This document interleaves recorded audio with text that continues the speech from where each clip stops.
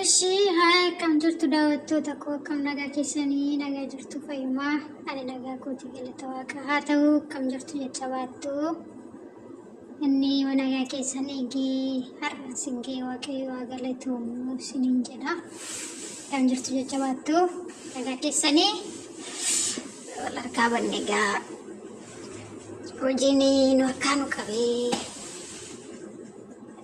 walakkaa banne yaaduma qabnu waliif qoodurraallee xiqqoo ishee dubbatti jennee jechuudha. Na akkasiin isiniin jedhaa jirtu naguma har'a yaada takka qabadhee isinii dhufee yaadichis maal jedha seetanii gammachuu namni tokko gammachuu eessaa argata yaada jedhu isinii qabadhee dhufee jechuudha.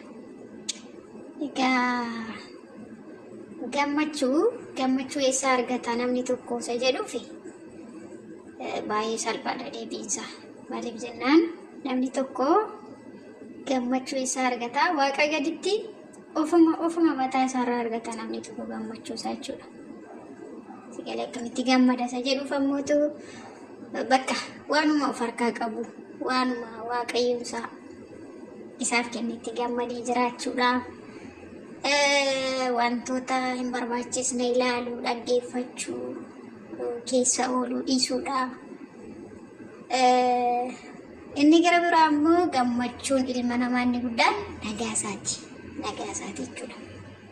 Fakkeenya namni tokko miila fayyaa qabaatee lafa barbaade oolee gala taanaan gammachuun kana caalee hin jiru jechuudha nama sanaaf.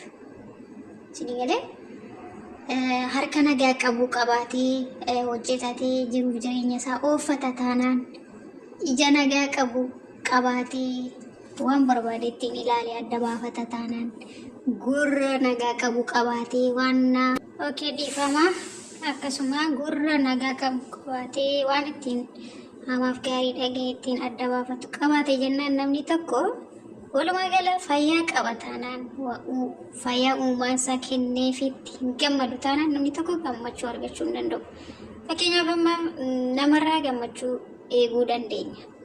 Isinii galee namarraa gammachuu eeguun garuu gowwummaadha. Maaliif jennaan namichi gammachuu nuuf kennu harka isaa keessa jira jechuudha. Guyyaa barbaadetti gammachuu nuuf kenne guyyaa barbaadetti immoo gadda nuuf kennuu danda'a jechuudha. Kanaaf namarraa gammachuu eeggachuu hin qabnu. Gammachuun waaqa gaditti harka keenya jira. Of gammachiisuu ni dandeenya. Waan qabnutti gammannee jireenya keenyatti gammadaa taanee jiraachuu ni dandeenya. Kanaaf ammootu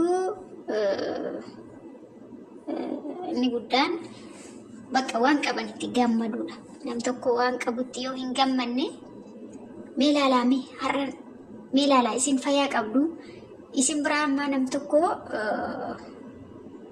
waanuma bakka jira miti bobba'ee galuudhaaf namni fayyabee sireerra maratee ciisaa ooluu jiraachuu danda'a. Dhaggeeffattanii daawwattoota namni waanuma tokko fuudhee afaanitti geeffatee nyaachuudhaaf harka namaa eeggatu ni jira sireerra ciisee.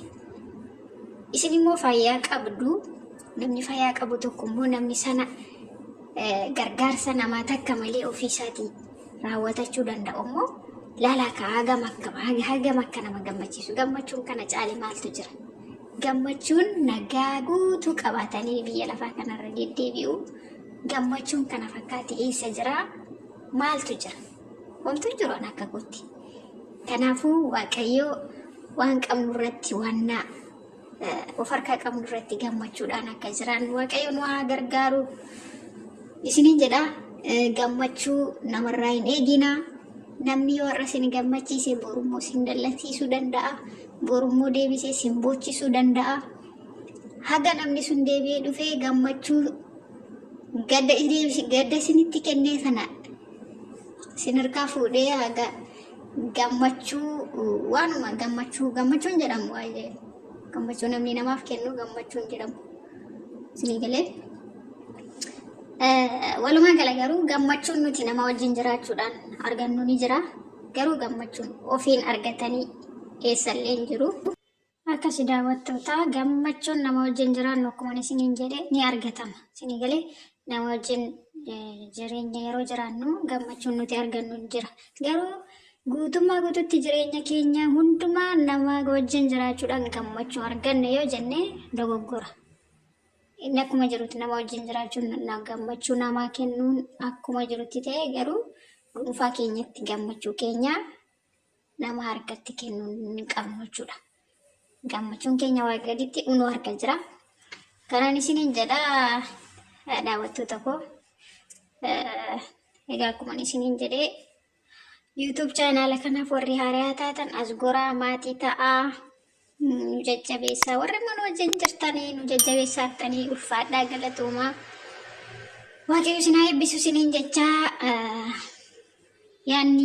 yaada bal'aa gara fuulduratti waaqayyo na gargaare bakka obboleewwan koo ijoollee biyya hambaa jiranii yaaduma qaburraa baqa muuxannoo qaburraa waanuman argu waanuman dhaga'urraa jechuudha. Ergaa gaggabaabaa nan dabarsadhee yaada gara fuulduraatti ammaaf garuu waluma baruudhaafi isiniin jedhaa yaada bal'aa qabadheen dhufnee kanan isiniin jedhaa